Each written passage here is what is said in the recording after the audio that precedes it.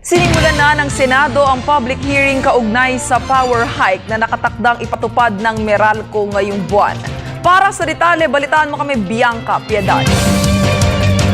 Inusisa ng mga senador kung nagampanan ng Energy Regulation Commission ang tungkulin nito na proteksyonan ang mga consumers sa power rate hike sa unang pagdinig ng Senado sa naturang issue. Nang tanungin ni Senate Committee on Energy Chair Serge Osmeña kung bakit kinakailangan ng malakihang pagtaas sa singil ng Manila Company o Meralco sa kuryente na umaabot sa 4 na piso at 16 na sentimos per kilowatt hour mula ngayong buwan hanggang Marso, hindi ito masagot ni ERC Chair Zenaida Ducut at sa halip ay ipinasa ang sagot sa bawat opisyal ng ERC.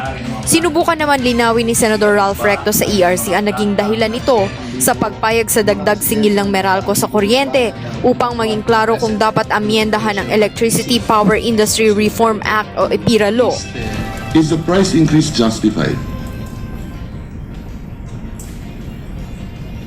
Paano natin malalaman ito kung tama ba yung presyo o hindi? Ang sabi ng Meralco kanina, kulang-kulang piso to 150 yung pagbago ng paggatong. Na hindi na ginagamit yung natural gas sa Malampay at ginagamit nila ngayon liquefied natural gas among other alternative fuel. Pinatitingnan din ni Recto ang posibilidad ng sabuatan dahil kung mapatunayan niya ay hindi na dapat pakialaman pa ang Malampaya Fund. Kailangan na lamang baguhin ang batas nang sa gayon ay hindi na maulit pa. Sinabi naman ni Senate President Franklin Drilon na papatawan ng karampatang parusa kapag napatunayan na nagkaroon ng sabuatan kaugnay sa power rate hike. Hinikayat naman ni Senador Antonio Trillanes IV na reviewin ng ERC ang sinisingil ngayon ng Meralco na hindi umanutugma sa kanilang komputasyon.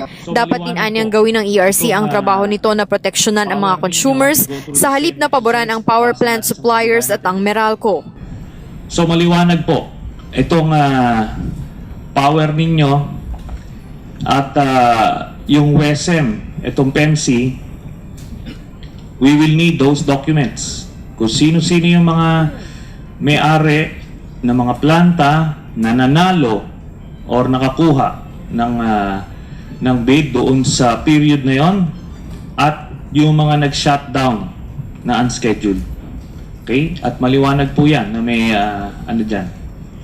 Pagka meron hong same owner or member of the board, magkakaproblema po tayo. Nakatakda naman imbitahan sa susunod na pagdinig sa January 23 si DOE Secretary Jericho Petilla dahil hindi kumbensido ang mga senador sa mga sagot ni Energy Undersecretary Raul Aguilos sa pagdinig.